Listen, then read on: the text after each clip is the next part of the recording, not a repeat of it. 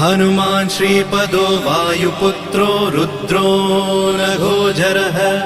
अमृत्यवीरवीरश्च ग्रामवासो जनाश्रयः धनदो निर्गुणः शूरो वीरो निधिपतिर्मुनिः पिङ्गाक्षो वरदो वाग्मी सीताशोकविनाशकः